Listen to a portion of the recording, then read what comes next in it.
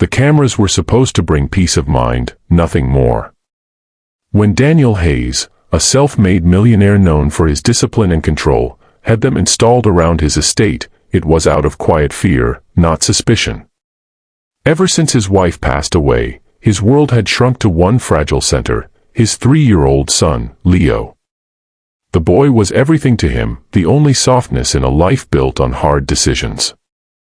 Daniel trusted very few people, and when he hired a new maid, Sophia, he told himself it was purely for help, but deep down, he didn't trust anyone enough when it came to his son.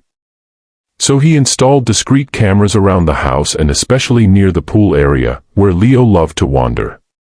He never intended to spy, just to protect. That's what he told himself. For days, everything seemed normal.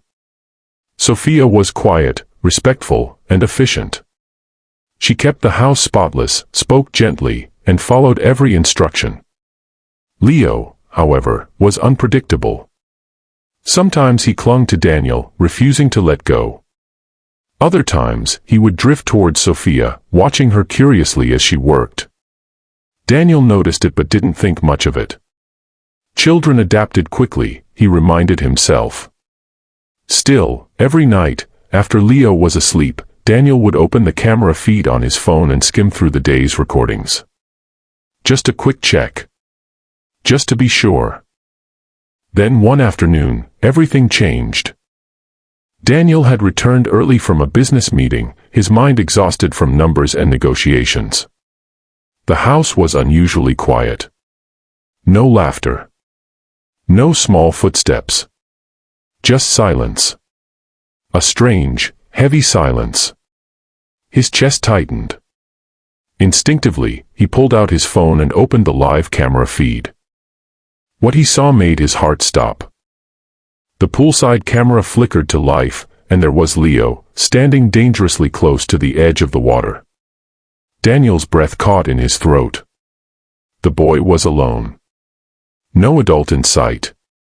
The reflection of sunlight danced across the pool's surface, almost hypnotic, as Leo leaned forward, reaching out like he was trying to touch something magical. "No," Daniel whispered, his hand trembling. But before panic could fully consume him, something else entered the frame. Sophia. She rushed in, not casually, not slowly, but with urgency. In one swift motion, she dropped the basket she was carrying and lunged forward, grabbing Leo just as his tiny foot slipped on the wet stone. The boy stumbled, but she caught him, pulling him tightly into her arms. Water splashed at the edge, just inches away from where he would have fallen. Daniel exhaled sharply, his knees weakening. Relief flooded him, but it was quickly replaced by something else.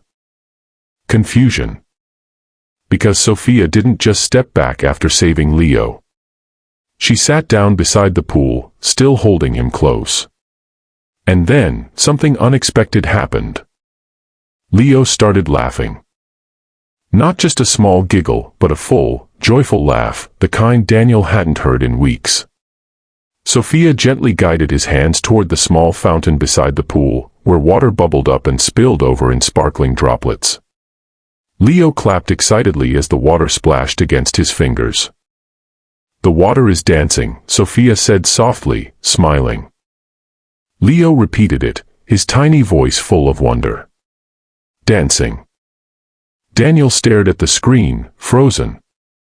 He had tried everything to make Leo laugh like that again, new toys, expensive gifts, even hiring entertainers. Nothing worked. Since his mother's death, Leo had become quieter, more distant. But here, in this simple moment, with nothing but a fountain and a maid, he was alive again. Daniel's grip on his phone tightened. And then he saw something that nearly made him collapse. Sophia wasn't just playing with Leo, she was crying. Silent tears rolled down her cheeks as she laughed with him, holding him as if he were her own child. There was no camera awareness, no performance. Just raw, unfiltered emotion. Daniel's chest ached. He rewound the footage. Watched it again. And again. Every detail hit harder each time, the urgency in her movement, the tenderness in her touch, the genuine love in her eyes. This wasn't an act. This was something real. Suddenly, Daniel felt a wave of shame wash over him. He had installed those cameras to catch mistakes, to confirm his fears. But instead, they had revealed something he hadn't expected, a truth he had been blind to. Sophia wasn't a threat. She was the reason his son was smiling again. Daniel didn't even realize he had started walking until he found himself standing at the glass doors leading to the pool. He looked outside, and there they were. Leo, still laughing, splashing water. Sophia, smiling through tears. For a moment, Daniel couldn't move. Couldn't speak. Then Leo saw him. "Daddy," the boy shouted, running toward him with wet hands and bright eyes. Daniel dropped to his knees just in time to catch him. He held his son tightly, breathing him in, feeling his warmth, his life. "You're okay," Daniel whispered, his voice breaking. Leo nodded, giggling. "Water dancing." Daniel looked up at Sophia. She quickly wiped her tears, standing respectfully. "I'm sorry, sir. I should have been watching more closely." He ran faster than I expected. "No," Daniel interrupted, his voice firm but soft. "You saved him." She froze. "And you made him happy," he added quietly. For the first time, Sophia didn't look like an employee standing before her boss.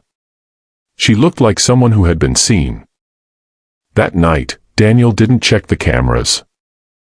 For the first time since installing them, he didn't feel the need to. Because trust, he realized, wasn't built through surveillance. It was built through moments like this. Moments you can't fake. Moments that change everything. And as Daniel tucked Leo into bed, listening to his soft laughter fade into sleep, he made a silent promise, not just to protect his son, but to open his heart again. Because sometimes, the people we fear the most are the ones sent to heal us. If this story touched your heart, don't forget to subscribe to the channel for more powerful, emotional stories that remind us what truly matters in life.